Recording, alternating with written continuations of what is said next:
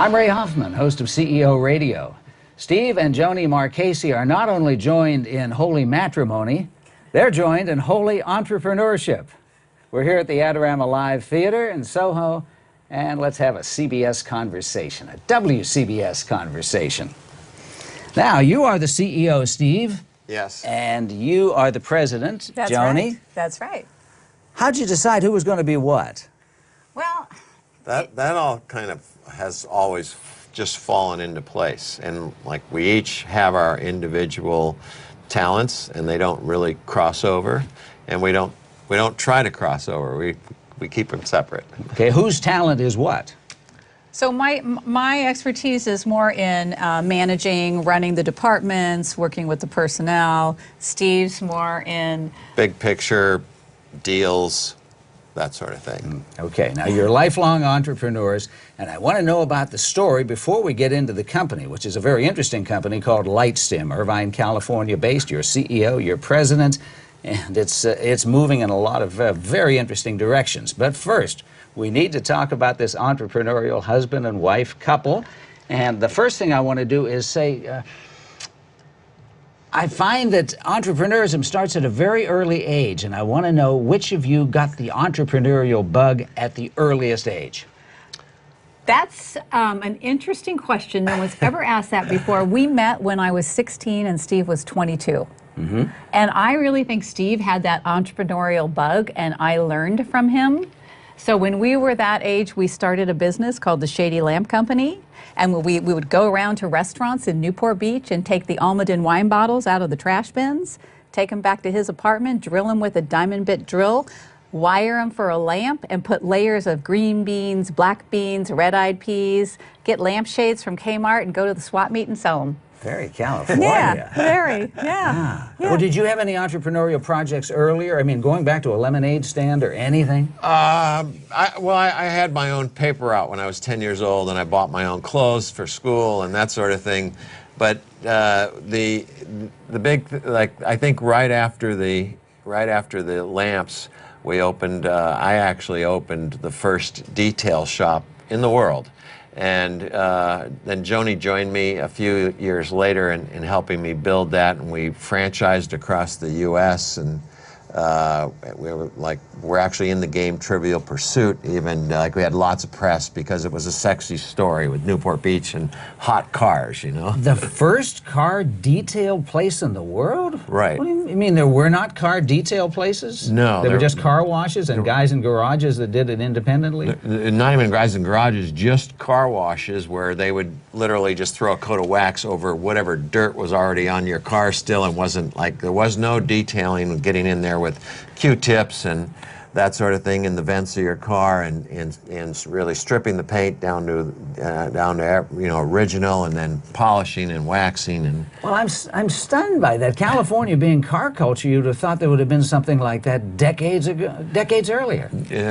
Not before the early 70s. There were only guys that were individuals that they did stuff for car shows, and that's who I learned from, was old timers that did car shows, basically. Oh, and you were a car guy growing up. And I was a car guy, and then I kind of applied the Henry Ford idea to it, and each employee only did one thing on a car. So one guy that we hired, we taught him how to clean windows, and that's all he did was clean windows all day long. And next guy, he could clean an interior. Another guy might be polishing a car. Another guy might be the only guy that waxes every single car that goes through our shop. And we had a lot of press. We were like front page of the Wall Street Journal, 6 pages in Fortune. It was yeah. Well, so you had the lamp business, which I guess you... That was short-lived, okay, yes. You abandoned that and went into the detail business at about the age of, what, 23 or something like that? A little earlier, right around 21 probably. Mm-hmm. And then we actually sold out in around 2001. And we started building custom homes, to the two of us again. We've been together 24 hours a day, really, since we met.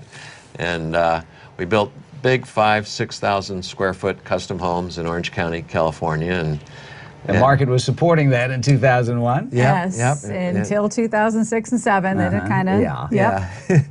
And, so we actually we stopped that, and we were looking for something to do, and Joni really had some, really firm ideas of what she wanted us to go into next, and I'll let you tell. So I was getting older. Not much. Oldest son was in college, youngest son was in high school, getting up every day, looking in the mirror, putting my makeup on, going, I still feel like I'm in my 30s. What's going on? My skin is starting to sag. I'm getting more wrinkles. So I'm thinking, I want a business. I'm a baby boomer. I want a business that caters to the baby boomers because we all feel like the same way. We want to keep living. We want to keep going. We're getting older. So my girlfriend says, you need to try this LED light. I said, okay, I'm going to try it, and I'm going to give it an all-out effort. And I used it every single night, holding it 3 minutes per area where I wanted to work. And then I realized after a few short weeks, I'm looking in the mirror, and suddenly I'm thinking, oh, my skin looks a little bit better. It's a little fuller. It's a little bit brighter. And not only was I thought I was imagining it, but it really was there. I started getting compliments. And then I thought, not only is it good for my skin, but we as women are so critical. It was good for me just as a woman looking and thinking of the positive and doing something proactive. So the inventors at the time wanted me to be their spokesperson on this little video they were doing, came over our house. Long story short, Steve was talking to one of the inventors, great inventors, brilliant inventors, not good business people. So we bought the rights to the technology. And how long had they been out there before you bought the rights? They started in late 2000, and we bought the rights in 2007. In 2001, they started. I think it was February 2001. Yeah. Actually. Okay, and I want to double back to another question before we go deeper into this. How have you known when to sell a business? I would say that while we sold Steve's Detailing in 2001, and I think it was killing us. We were the best, the biggest in the world, and we had 200 articles written about us in every major magazine and newspaper, and we were TV, and but there were so many people operating illegally in our business, in the industry, and we were operating completely legally, and that it had taken the fun out of it, because it was like killing the profit, and it just had really taken the fun out of it, and we'd always been straight shooters. I would go to do my taxes every year, and I'd bring in our ledgers, and I'd go, okay, so we took in $30,000 in cash this year, and he'd go, don't tell me about that, Steve. And I go, no, I do not want to look over my shoulder. This is like what we did, and we were, in our newest business, we were the same way, and with the FDA and that sort of thing, in Lightstim, and it hurt in the beginning, but then it helped in the end, doing it right. Now, I'm looking at your extensive schedule of trade shows. I'm going to read this list here. So far this year, you've done Park City, Utah, Chicago, Orange County, and now New York. Yet to come is another trip to Chicago, Dallas, Hollywood, Florida, Philly, Orlando, Las Vegas, Denver, San Jose, back to Orange County, back to South Florida, back to Las Vegas, back to South Florida, and one more time back to Vegas.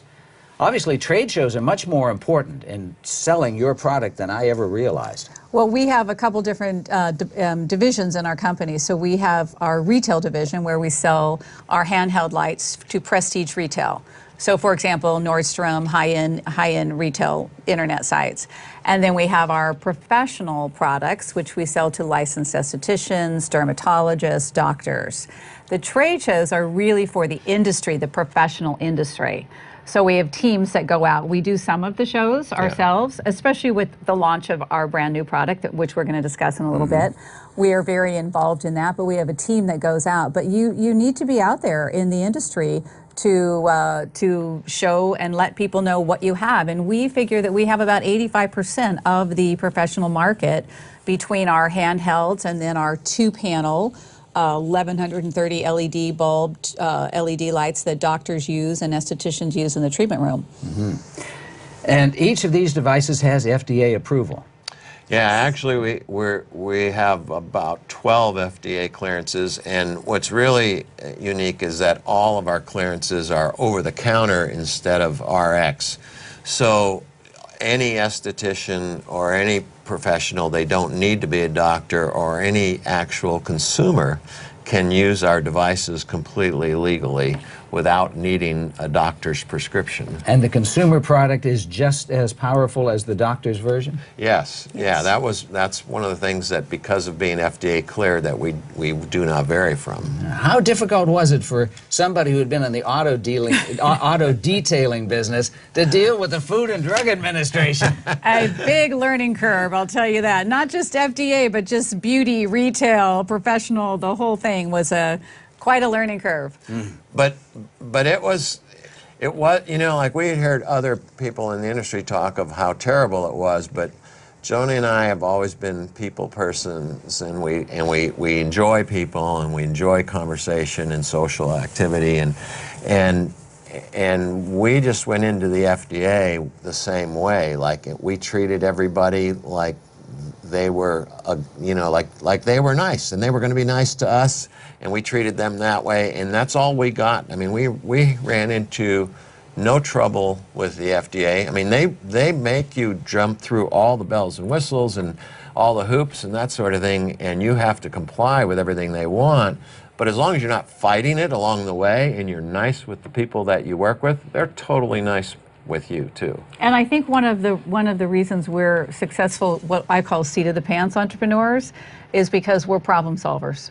So Right. just, you know, that's all we do. This is what people do in life anyways. And entrepreneurs do. And entrepreneurs do, but there isn't a problem that we can't solve. We will figure it out. And I think that's why we've been able to take an industry that we had no experience in at all, working with the FDA, working with doctors, professionals, retail. I think that's wise, because we were given problem after problem, and we just said, okay, what do we need to do? Figure it out and move forward. And yes, did we make mistakes? Of course. But that's how you learn. Biggest mistake. I don't know if there's a biggest mistake. There's learning curves. There's I would say, with LED and going into the retail market, the consumer market, I think that we were a little before our time to actually be accepted. So there were some struggles there getting going. And right now we're seeing a lot more traction than we ever have. And we're going on almost 10 years in business. Mm-hmm. And the biggest challenge was? I would say the biggest challenge was our newest product that we're really here to talk about today, and it also was, it came about because we were trying to solve a huge personal problem that we'd love to tell you about. Well, why don't you tell me about it? Okay, we will tell you about it. So we are a family business. Mm-hmm. So our youngest son, Chase, runs our manufacturing. He oversees our regulatory and our design and engineering on our new products. Our oldest son, Addison, and his wife, Michelle, are our creative team. So they do all of our branding, our graphics, our IT by default. We all wear a lot of hats, as you do, in a family entrepreneurial business. And so Chase started working with us when he was quite young. And about 6 years ago, he had to get his tonsils out. Not a problem, you know, recovering in surgery. Suddenly he starts going downhill. Blood pressure skyrockets. He hemorrhages. They got to take him back in surgery. His blood pressure's over 200. Long story short, in the hospital for 4 days, chronic high blood pressure at 21 years old. It's like 160, 165 over like 100, 105. Yeah. They tell us if he could have a stroke and die. And we're like, really? So we did the medical route. We did all the testing, put him through the whole ringer. Nothing's wrong with him.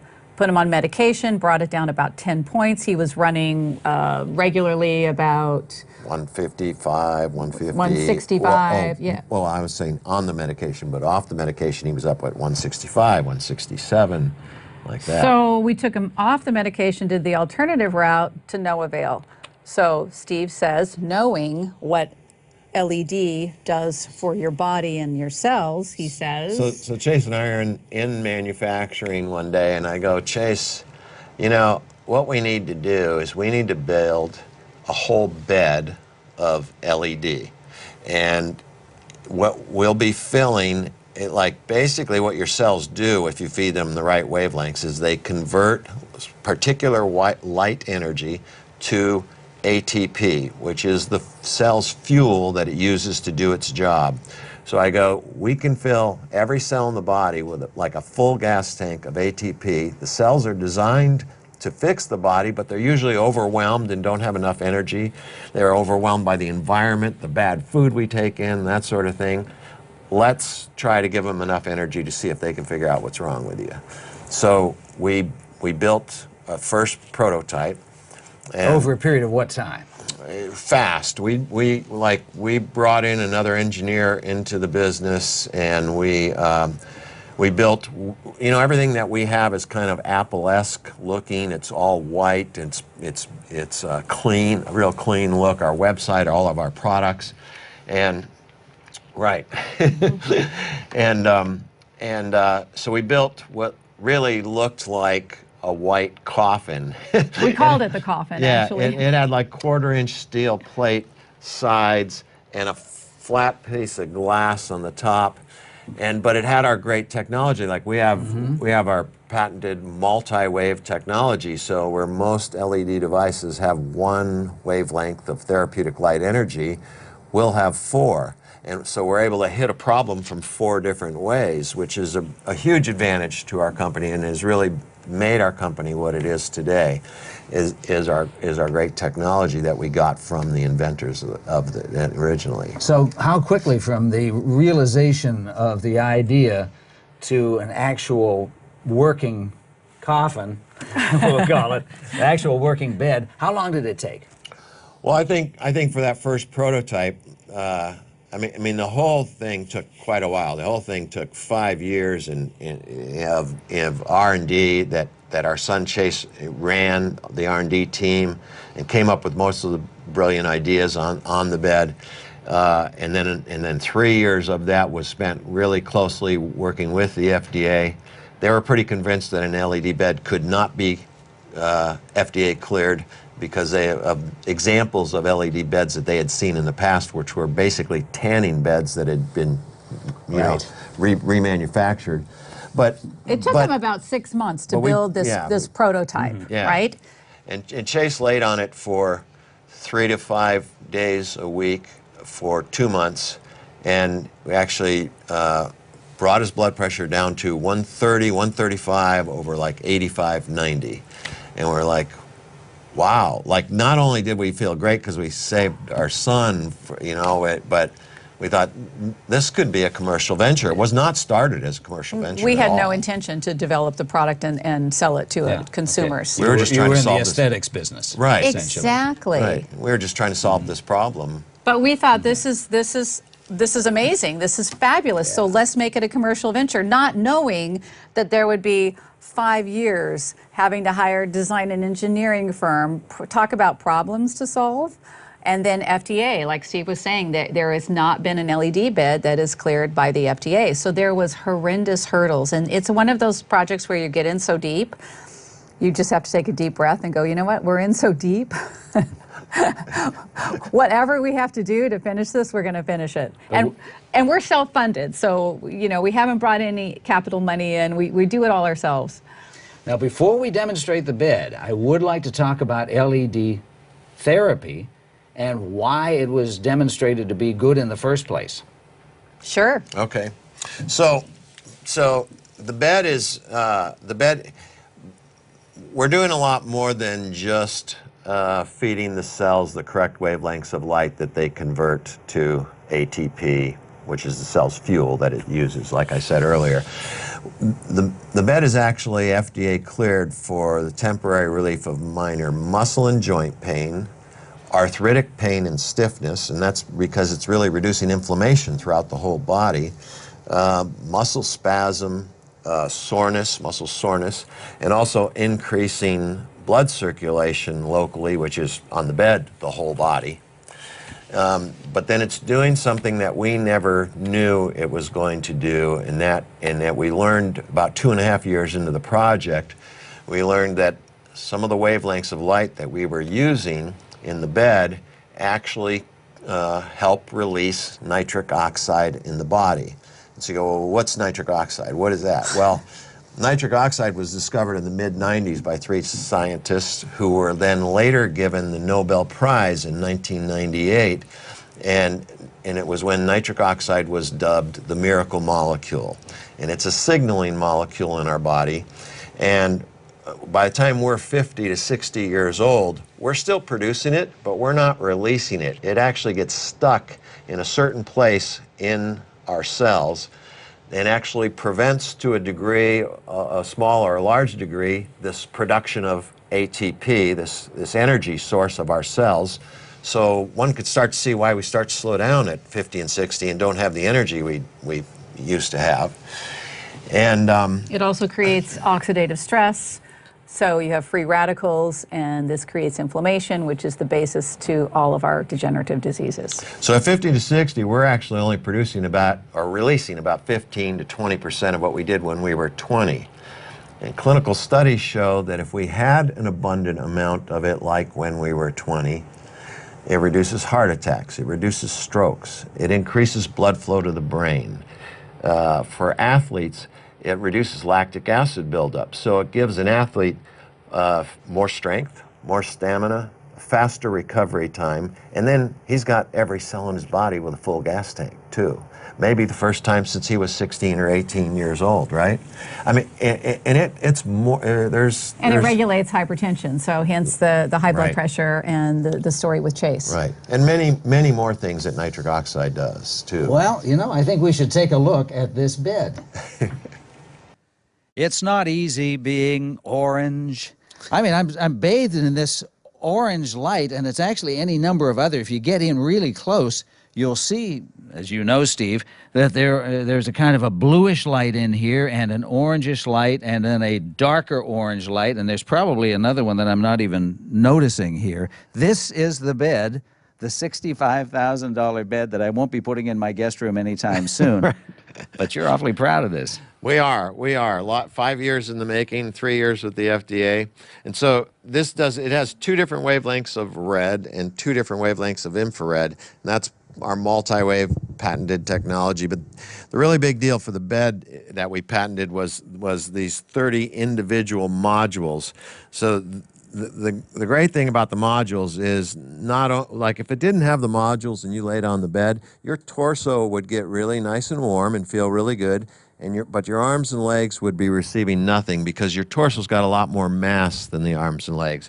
So with this, we've got these different temperature sensors and controls. This is all stuff that Chase came up with, the modularization and the temperature sensor and control. And so it'll measure the temperature on your arms and bring it up to temperature just exactly the way it does on your torso. And then if you were to ever have an LED go out or something like that, even though there are 100,000 hours, it is an electronic instrument, so something could happen. We would just go, just keep using it. We'll just we'll overnight you a new module, and any 12-year-old with a Phillips screwdriver can take Right, a module yeah. out. There's a Phillips head right there. This is very simple, actually. Yeah. These are about the size of, well, oversized bricks almost. Yeah, yep. And you just take those out. You lift the screen off, the glass screen off. You take that out, and you make the change. Right. That's wonderful. Now, what happened? Originally, you had a glass top. It was for the coffin, right? Yes, the flat glass top. Well, of course, that was really uncomfortable. And so the design and engineering firm, they have all this computerized equipment that, is for the, this will feel good with this, for the anatomy of the body, and they've got all those kinds of programs and sorts of things. So we came up with this, and then we had to have this acrylic. It's a special acrylic that we had made in this exact curve for the bed. All things that took, like the acrylic took 2 years on itself just to get that right, so it wasn't distorting the angle of light coming out or that sort of thing. So how many are there of these Xtant at this moment? Well, we probably have about 40 in use. We've got about 40 or 50 in production right now. I think most of those are sold. We're back ordered into June now, so we're back ordered about 2 months. Will the price come down as the more of these come out? No, it's not. I mean, yeah. It's a very. I was still hoping expensive- for the guest room thing, you know. It's very expensive to produce. It's very sophisticated electronically. And now this is a face unit, Right. back So here? what you would do is you'd lay first. This would be out of the way, and you'd lay first face down on the pillow. And when you flip, you move down a little bit, so the back of your head is on the LED, so you get that increased blood circulation up to the brain. And you bring the 2-panel down over the face. And this is designed a little differently than this. This isn't for pain. This is to help your cells produce collagen and elastin to reduce fine lines and wrinkles on the entire face. That's what the FDA cleared this device for. Now, with the potential for this thing, how long can you continue just self-funding your operation? Well, I think we're. I mean, that's the plan still going forward? Yeah, I think that's our plan, is to keep it a family business, and and so that we're in control of it. Like we love the fact that we manufacture in Orange County, that we're fully automated, that we can test a device for 6 times before it goes out the door to a consumer or to a professional. You know, our return rate for repairs is 0.01% over the last 16 years. Well, LED technology is just so simple, right? It is. It is. The bulb itself is very sophisticated. There's 50 different specifications that go into an LED bulb, and if we were to change one of them, nothing that we do would work.